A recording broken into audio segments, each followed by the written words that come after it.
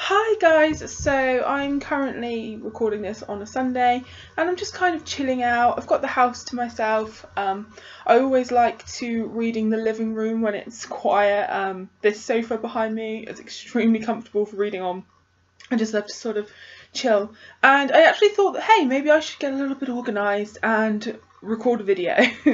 I'm sorry if you can hear any loud noises at any point during this video. We currently in the area have an air show on, so there's sort of aerial displays and stuff going on, and I live quite close to it, so you might be able to pick up on that. If you can't, brilliant.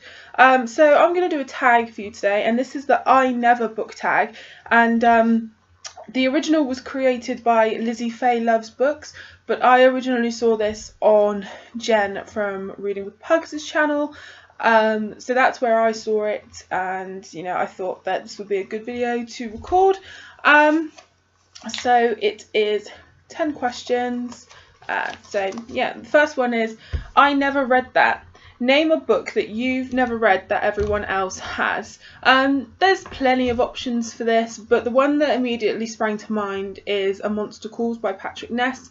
It's a book that I hear a lot about. Shortly after I joined BookTube, it was kind of a big book, and it's kind of one of those books that just pops up every now and then that everyone seems to have read or mentioned, or you know, gets recommended to people. But I've never read it, and despite its glowing reviews, I've never felt the need to read it or pick it up either. So yeah. 2. I never read anything so awesome. Name your favourite book.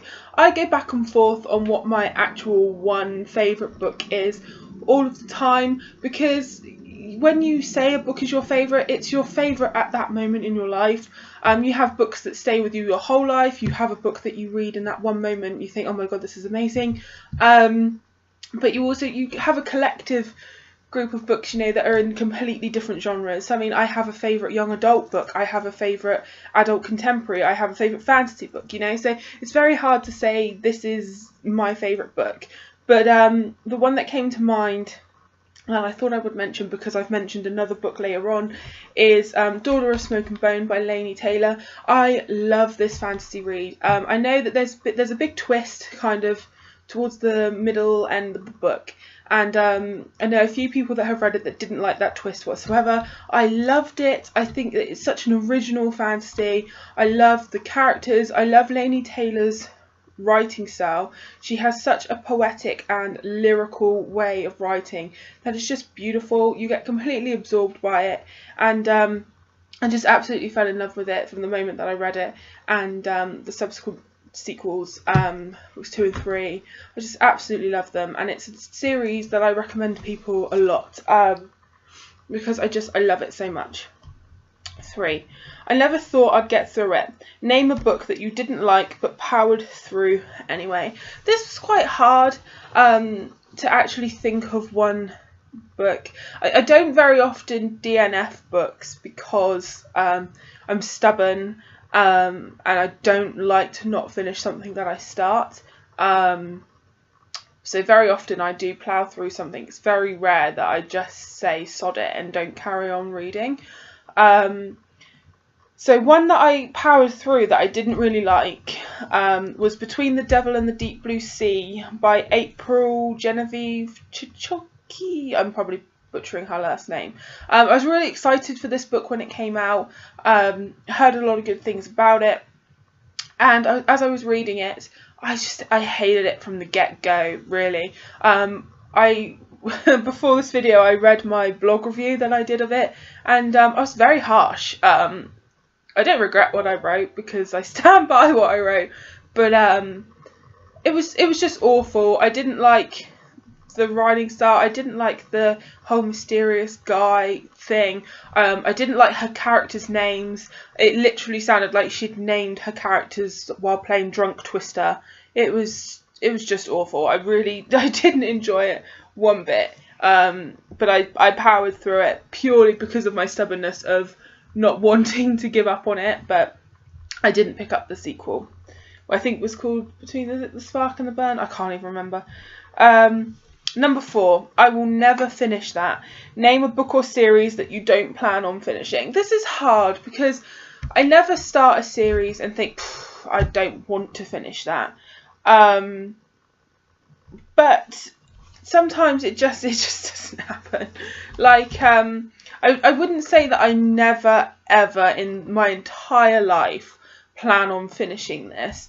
But where I stand at the moment, how I'm feeling, one that I don't think realistically in the near future I'm going to finish is Game of Thrones. I started reading it about 3 years ago. I got like 150 pages in and I didn't carry on. I wouldn't say that it was a DNF, but at the time it was just taking me so long to read. And there were other books to be reading. You know, I was studying for my A-levels at the time and I was just like, I can't just read this one book. Like, it just felt like it was going on and on and on and on. And I just felt like I would never get through it. And it was like one other stress. I know it's like sounds silly, but it was just one other stress. So I was like, I'm not DNFing this. I'm just pausing it and I will come back to it later.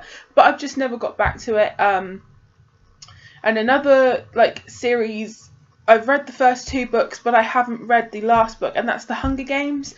I read that sort of very on in my sort of booktube videos. Again, because you know, everyone was reading it. We all know what sort of a phenomenon The Hunger Games is. And I read the first book and I was like, yeah, okay, I like this, but I didn't love it. I didn't obsess over it. I didn't think it was the best thing I'd ever read. I read the sequel and I found that took ages to get going. I was just like, God, when is anything going to happen? It just, it frustrated me. So I've never picked up the third one. I've seen all of the movies, so that's probably another reason that I won't pick up the third book anytime soon, because I already I've seen the movie, and yeah. 5, I will never regret reading that. Name a book you read solely on a recommendation that you ended up really liking. This was really easy. It was Written in Red by Anne Bishop, part of the Others series. If you guys watch my channel, you know I'm absolutely obsessed with that series. It's phenomenal. It's one of my favourites, hands down. I mean, I could have said that was, you know, my favourite book. I mean, there's just literally just loads. But I absolutely love Written in Red. And my friend Shawnee recommended it to me. She's not a booktuber.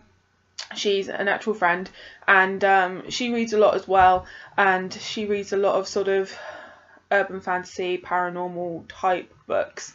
But I never really listened to her recommendations. We've read a lot of things the same, but then we've read a lot of things sort of different, and she often recommends me books, but because I already have like a massive TBR pile of, you know, stuff that I know I want to read, I don't often listen to her, which I know sounds really bad. But she kept banging on about Written in Red. So I read it, and from the moment I started reading it, I was like, I freaking love this. It's just such an awesome book, and yeah, not long after I read that, the second book was coming out, so I was quite lucky that I didn't have to wait too long. But subsequently, like, I've have to wait now each year for it to be released, the next book, and it's very hard. It's hard going.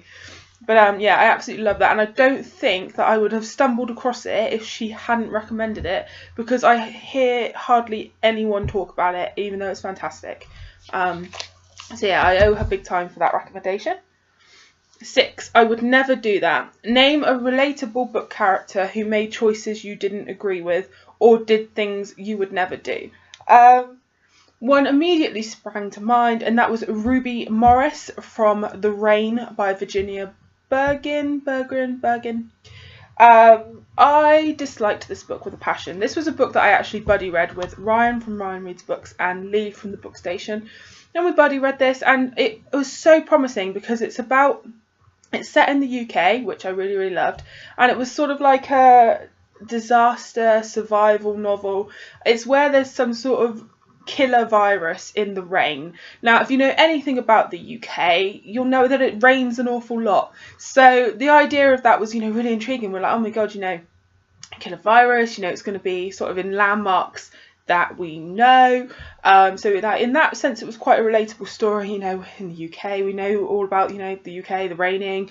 And she was like, I think she was 15 or 16, something like that. So she should have been quite relatable. But she just did the most stupid things. I mean, you've got all of these people basically dying all around you. I mean, how can you avoid rain all your life? You know, it's very difficult. And she goes into, instead of finding supplies like clean drinking water and food, she goes and raids a boutique and comes out with like 100 different belts. Not, you know, raincoats, umbrellas, anything actually useful to anybody. She comes out with, you know, fashion accessories. And you're just like, how stupid do you have to be? I didn't like this character one little bit. I couldn't stand her. I thought she was a selfish little brat, and I actually wanted the rain to kill her through several points in this novel. But anyway, yeah. So wasn't a fan of her. Wasn't a fan at all. I mean, bearing in mind, you know, her mum, her stepdad, and her stepbrother, well, her half brother, have all died. You know, let's go get ourselves some belts. God, that's why I didn't read the sequel, in case you couldn't tell. Okay, number 7. I never wanted to admit it. Name a book that you were embarrassed to say you read or were embarrassed to carry around with you. This is quite a hard question because I read what I want to read. So I shouldn't feel embarrassed by anything that I read because I want to read it. I'm going to read it. A few people, when I say that I read 50 Shades of Grey, they get all like uppity, like, oh, you read that? Like, they're really snobby. Let's face it, 50 Shades of Grey was a worldwide phenomenon for a reason. It might not be the best written book. It might not be, you know, amazing. But something about that kept you reading. But anyway, I'm not embarrassed that I read that. Sometimes I get embarrassed if I'm reading sort of a Regency romance and it's got like one of those really cheesy bodice ripper covers. It's because I take public transport to work. So if I've got the cover there and people see that, I'm just like, oh. So that can be, you know, a little bit cringy, purely cover based. I was embarrassed when I was reading Tampa by Alyssa Nutting because it's the cover that I have. It's like a close up on a pink blouse and like the buttonhole, but it's supposed to look like a vagina. I swear to God, that's what they've done. They've made it look like a vagina. And I mean, from a distance, people aren't going to think, oh, that's a buttonhole. They're going to think, why is that girl reading a book with a giant vagina on the cover? That is what they're going to think. And it was kind of embarrassing. So I tried to like find my biggest bookmark and like have that cover it because I did not want to get into a discussion about that. I really, really did not. Okay, number 8. I never read anything so heartwarming. Name a book or a series that really touched your heart. Me Before You by Jojo Moyes. We all know that book just did so many emotional things to me. I love it. 9. I never laughed so hard. Name a book that made you laugh out loud. This one was easy, and it was Hyperbole and a Half by Ali Brosh. It's a hilarious sort of, I mean, it is a novel, but it's basically like drawn stories of her life. And it's absolutely hilarious, guys. I highly recommend that you pick that up. It's fabulous. I pick it up every now and then just to flip through because it is so funny. Number 10. I never could have made it through childhood without it. Name a favourite childhood book or book series. I would say Ella Enchanted by Elle Carson-Levine. This is one that I mentioned frequently on my channel. It's a fabulous Cinderella retelling. It's fun. And if you haven't read it, I suggest you do so. So that was the I Never book tag, guys. Thanks so much for watching, and I'll see you all soon. Happy reading.